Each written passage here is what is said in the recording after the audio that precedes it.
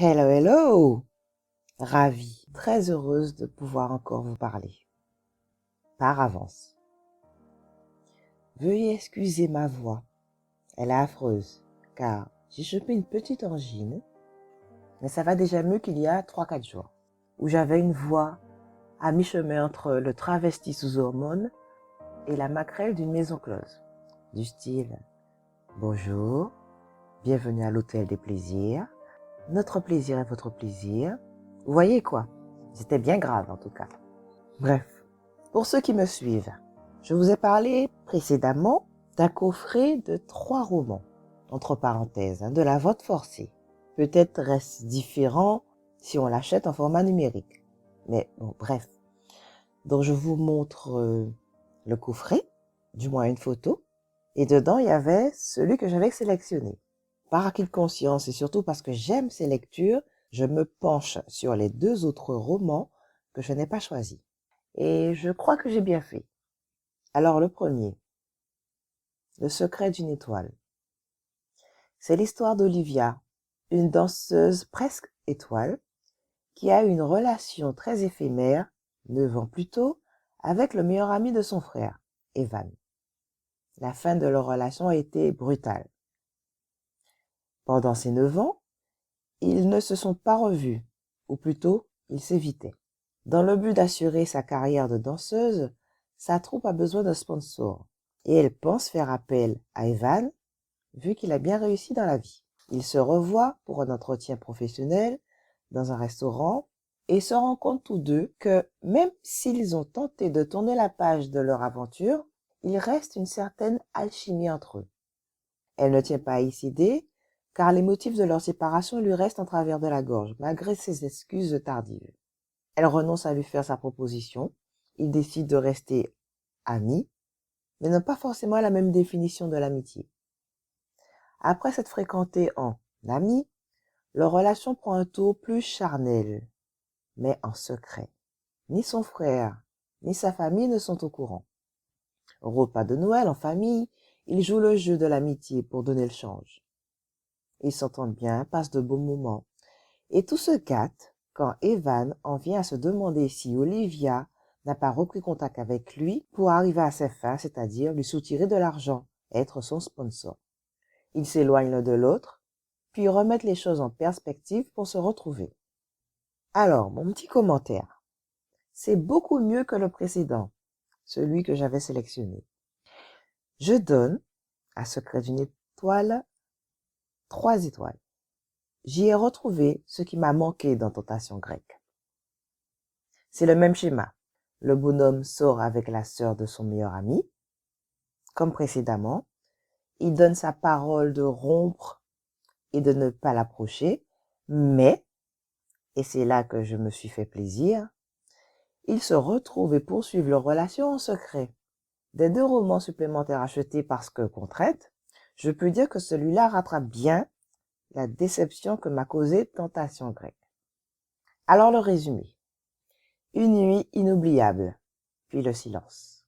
Pendant 9 ans, pour Olivia, Evan Lawford, c'est l'homme qui lui a brisé le cœur et qu'elle a juré de ne jamais revoir. Hélas, aujourd'hui elle n'a pas le choix. C'est sa carrière de danseuse étoile qu'elle risque de perdre si elle ne retrouve pas très vite un sponsor. Alors, la mort dans l'âme, elle va demander son aide au milliardaire. Mais hors de question de se laisser déstabiliser par son charme et ses stratagèmes de séducteur. Leur rendez-vous sera purement professionnel. Et pourtant, au moment de pousser la porte du luxueux restaurant où ils doivent se retrouver, Olivia ne peut empêcher son cœur de battre plus vite. C'est vrai que le résumé, il n'aurait jamais fait partie de ma sélection première. Le résumé ne donne pas tant envie que ça. Alors que tout compte fait, oui, il est pas mal, hein. Voilà pour Le secret d'une étoile. Je pense que j'ai gardé le meilleur pour la fin. Des 3, on va dire que c'était le meilleur, Le mariage de Dora. Sans vouloir paraître prétentieusement devin, je crois qu'Arlequin a décidé d'ouvrir en grand les portes et d'accueillir la diversité. Il me semble que dans cette histoire, le bonhomme est très typé, voire très asiatique.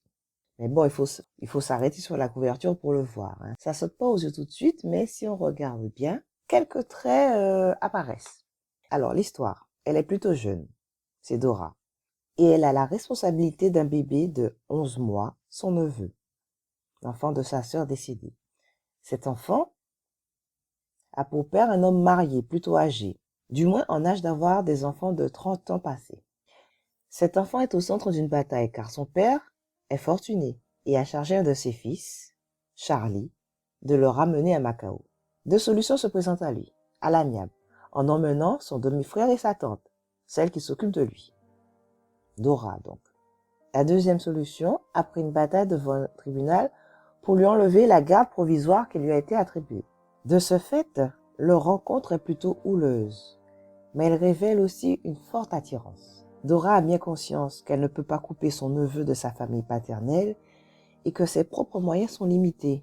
Elle a surtout conscience qu'en grandissant, son neveu lui demande des comptes. Si elle fait le choix de se battre pour le garder, malgré sa situation financière plus que catastrophique. C'est presque malgré elle qu'elle accepte qu'Archie, le bébé en question, aille passer quelques jours à Macao et rencontre le reste de la fratrie. Elle est donc hébergée chez Charlie, et compte tenu de leur attirance naissante, ce qui devait arriver, arriva. Ils s'embrassent. Tous les deux ont apprécié ce moment, mais le regrettent. La partie raisonnable de leur cerveau le regrette, mais leur corps, leurs émotions ne veulent pas dire stop ou ne l'entendent pas. Après une soirée débordante d'émotions, Dora a abordé le fond du problème, c'est-à-dire la perte probable du dernier lien avec sa sœur. Charlie la console et Dora, grâce à ce rapprochement physique, exprime ouvertement le désir qu'elle a pour lui. Elle n'est pas déçue par la réaction réciproque. Elle est entreprenante, très entreprenante. Quand il s'agit d'avoir un moment de plaisir, elle sait ce qu'elle veut et sait comment l'obtenir. Et de ce côté, elle ne se fait pas d'illusions et se doute que ce n'est qu'un moment de plaisir, amené à se renouveler certes, mais limité dans le temps. Charlie souhaite poursuivre et développer cette entente sexuelle. Une conclusion évidente s'impose à lui. D'une part, il est dans l'intérêt d'Archie que Dora reste à s'occuper de lui, à le combler d'affection, d'amour. D'autre part, il souhaite que Dora reste à ses côtés parce que leur entente sexuelle est extraordinaire. Pour ces deux raisons, il propose à Dora un mariage. Un mariage où aucune place n'est faite aux sentiments. Mais ça, c'est ce qu'il croit. Et ça, c'était avant. Avec le temps, tous les deux prennent conscience que l'attraction qu'il y a entre eux n'est pas que physique et que des sentiments, ils en ont. Mais ils se refusent à les dire pour l'instant, pour diverses raisons. Puis vient le bon moment où ils n'ont d'autre choix que de se déclarer. Alors une petite indication, pas si petite que ça, sur le type de lecture que j'ai eu. Cela donne une indication sur le pouvoir attractif de cette histoire. Je l'ai commencé tard, allongé dans mon lit, et la fatigue du boulot aidant, je me suis endormie. Et le lendemain, après mes différentes tâches obligatoires de la matinée, je n'avais qu'une envie. Vite mon bouquin. Connaître la suite. Me plonger dans cet univers. Donc, tout naturellement, ma notation est 4 étoiles. Pas 5 parce que j'ai trop patienté. Ça devient addictif, passer le milieu. Mais 4, c'est très bien, hein? C'est pas 5, mais c'est très bien 4. Alors, le résumé. Dora aime plus que tout le petit Archie, dont elle est aujourd'hui la tutrice. Le bébé est en effet sa seule famille. Aussi, quand l'impitoyable Charlie Lowe revendique la garde de l'enfant, est-elle prête à se battre contre lui. Une bataille qu'elle redoute de perdre, hélas, tant les moyens du milliardaire sont vastes, comparés aux siens. Désespérée, elle se résout à accepter le marché insensé que lui propose bientôt Charlie. Elle pourra faire partie de la vie d'Archie, à condition de l'épouser. Donc ce résumé-là, franchement, il est trompeur. Parce qu'en fait, il n'y avait pas cette clause dans leur marché. C'est vraiment par la suite qu'il lui a demandé de l'épouser. Il lui a pas demandé de l'épouser. Le mariage n'était pas dans la balance avant son départ pour Macao. Monsieur Harlequin, il abuse là. Bon, je sais bien que c'est pas Monsieur Harlequin, Mais l'équipe éditoriale, c'est abusé là. C'est peut-être pour nous donner envie. Alors, comme le précédent, si je m'étais arrêtée à cette description que propose le résumé, je sais pas si je me serais laissée tenter. Alors qu'il vaut le coup, hein. Peut-être, peut-être pas. On saura jamais. Voilà. Je reste toutefois sur ma position du début, qu'en fait le coffret de 3 là, puisque des 2 derniers que j'ai lus, Le secret d'une étoile est un hors-série, et celui que j'avais sélectionné n'était pas vraiment à la hauteur.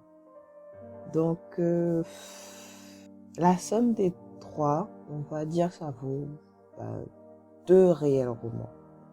Des 3, il y en a un de trop. Voilà, vous savez déjà lequel. Donc voilà, chers lecteurs, vous m'en direz des nouvelles. À bientôt pour de nouvelles aventures romantiques. Avec une meilleure voix, j'espère.